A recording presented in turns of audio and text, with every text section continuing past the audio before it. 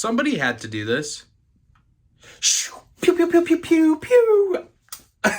The Mandalorian Fang Fighter versus the TIE Interceptor was probably one of the coolest builds of 2023, in my opinion. It comes with some really good minifigs, 957 pieces, which has two pretty awesome builds. It has the Mandalorian Fang Fighter on the right in a nice sleek white color with gray accents, and it has a suitable for one minifig. And then it also comes with the TIE Interceptor, which for me is one of the coolest TIE Fighter / TIE Interceptors built in the last many years from the Star Wars line.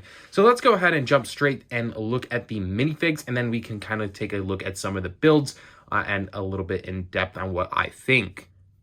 The first minifigure we have is the Mandalorian Fleet Commander, and he is going to pilot the Mandalorian Fang Fighter, so he fits in quite nicely, which I'll show in just a sec. But I just wanted to take a look at his printing, his leg printing, and his torso printing. It's just nice and sleek. It features his belt and just his print on his vest. So looks overall pretty good. His helmet piece is quite shiny, that like metallic metal piece, and kind of has a nice little reflection. So I do really like that. The blue vibrant colors gives it a nice look. He does come with a jetpack in this case, and it is a different type of jetpack that we've seen. Kind of like shines a little bit in like a dark royal black. But his helmet is removable, and he does have a printed face. And on this side, you can see his eyebrow is raised.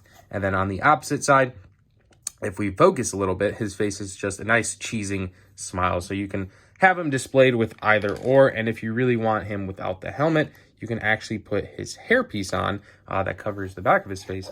And he looks pretty good as a Mandalorian without his helmet. The next minifig is going to be the TIE Fighter pilot. Now, this is a pretty well executed minifig, similar to his TIE Fighter we've seen in the past. He does not have arm printing. He has torso printing and a leg printing, and the mold of the helmet looks pretty exceptionally well. And there is going to be some slight differences from the previous TIE Fighter pilot from set number 75300 from the TIE Fighter set.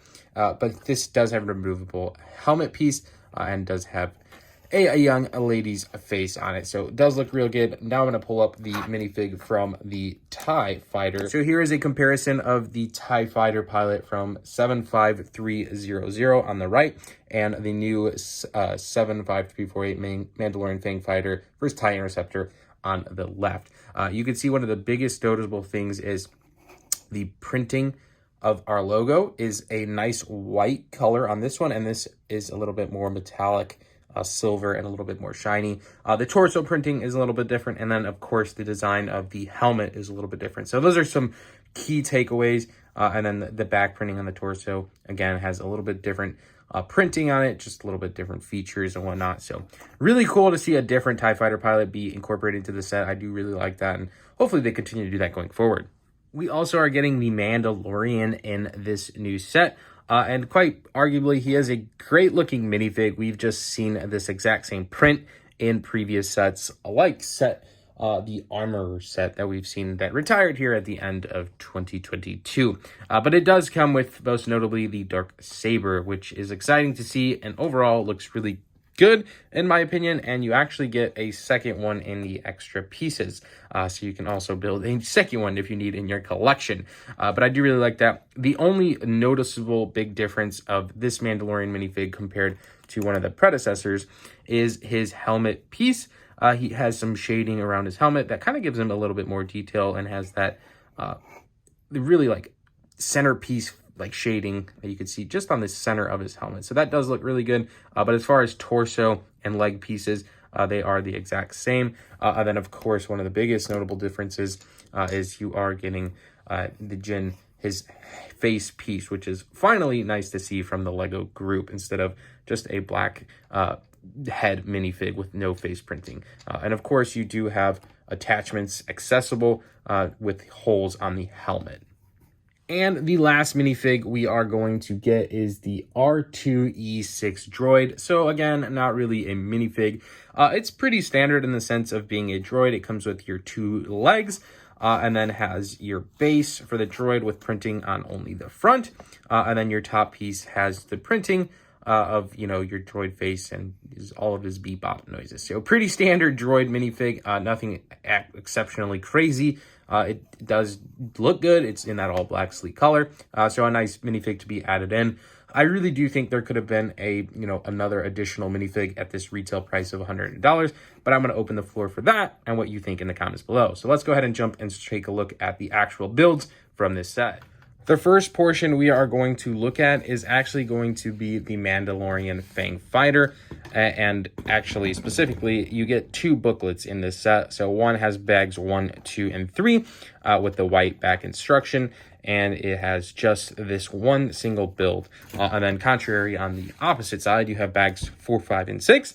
And you get to build the TIE Interceptor. So I thought that was interesting, breaking up the build. If you have 2 kids and want to spend, $100 on them, they each have a nice little build to build. So it's kind of exciting to see that way, kind of being incorporated into like the kids' atmosphere. I think that's a good opportunity, right? But anyways, here it is, the Mandalorian Fang Fighter. It comes, like I said, in a nice white, sweet color. It does have 2 stud shooters on the bottom, so you can press these and they will shoot out. It is all brick built, so it's very thin.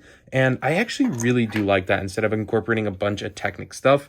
It has a bunch of swooshability features. So like when I say swooshability, it just feels nice in your hand and you can kind of throw it around and it looks overall really good. So if I put it down flat, you can see how thin it really just is. The back features 3 little nice motors with some Technic built into them.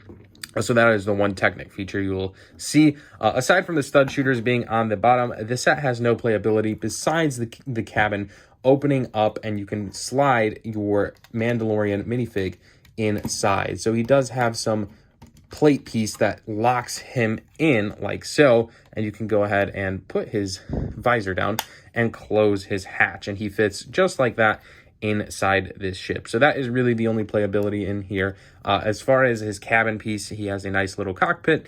It features a nice drivable like steering wheel, some display pieces, those blue pieces acting as little accents, and of course his seat. So not a whole lot going into this, but it is overall a really exciting build to go through. It's pretty thin, it looks good, and it gets the job done. And then the last build we are going to see is going to be the actual TIE Interceptor. Like I said before, this is probably one of the coolest builds I've done in a long time. Probably one of the better sets I've built in 2023, just because of how sleek it was. It was pretty exciting of a build, and overall I think looks really exceptionally well. So really well done job from the Lego group on this one. So the big components are the wings on this. So quite simple. Here is a wing that you saw me just lift off very easily. This is what I would say is only the repetitive part of this build. Essentially you have to build 2 right ones and 2 left ones and kind of invert them, right? So that's the only repetitiveness. They are the exact same, right? Just one's left and one's right. And then they have these little Technic pins that you can just slide quite easily if you line them up into the ship, and it just looks like so. So aside from the 2 wings and then your main component like your hatch, that actually opens up and you can fit your TIE fighter pilot inside. So there is no chair or seat for him.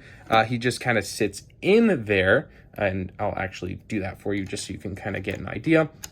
But he just sits in there like so. He doesn't clamp down or have any studs, and you can just kind of close him up, and he's really not going to go anywhere. So if I rotate him around, he's not going anywhere. So anyways, it's a really good design on the cockpit style. It looks good and sleek, folds open, the minifig fits nicely, doesn't roll around or move anything. He doesn't really have any crazy exceptional pilot like cockpit. He just has a nice display, just like printed display piece there on that slope, and then there's red pieces for accents. So nothing too crazy.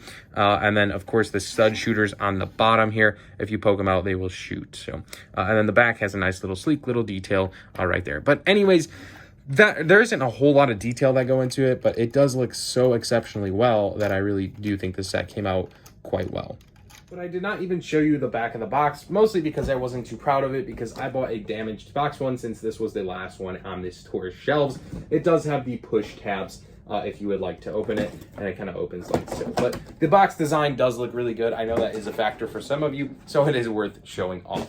As well as my final thoughts and reviews, I really did enjoy this Lego set. I have not done a whole lot of building in the last few months, simply on a time kind of crunch organization and the videos I've been focusing on. But it's nice to kind of reflect back and do a review video like this and get the opportunity to build a Lego set and actually take a deep analysis through it. And I think this set does quite the justice, because I think it is one of the best sets of 2023 so far, especially from the Star Wars group. It definitely is a great value set.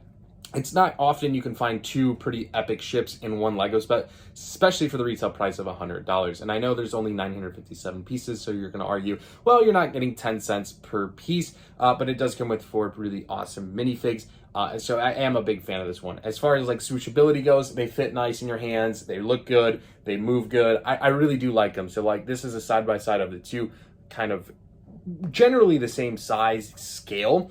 So I do really like that. But anyways, I'm not sponsored by any way in this video, any way or form. This is just my sole thoughts, and the $100 I spent on this set was my $100 of my own money, right? So this is not a land video. This is not branded. This is not steered to buy this. I just genuinely think this was a really good set, and I'm proud to have bought this from the Lego group, because I do think it is one of the best ones, especially in 2023. But anyways, this is an early release video. This will be available on May 1st, 2023. If you can't find it early in stores, this will be available to the general public starting again that May 1st, 2023. So get it if you want. If you don't, by all means don't. I would love to hear your thoughts and opinions in the comments below. Again, I enjoyed this set, but it may not be for everyone. And I'm not even the most biggest Star Wars fan, because there's a lot bigger Star Wars fans out there. So anyways, let me know what you guys think in the comments below. I hope you enjoyed this review video. If you want to see more reviews, let me know which sets I should review in the comments below. And as always, guys, hit that subscribe button, like this video. My name is Cristo from Stud City. We'll see you in the next one. Thanks so much for watching, guys. Love you all. Hope you have a fantastic rest of the day. See you in the next one. Peace out.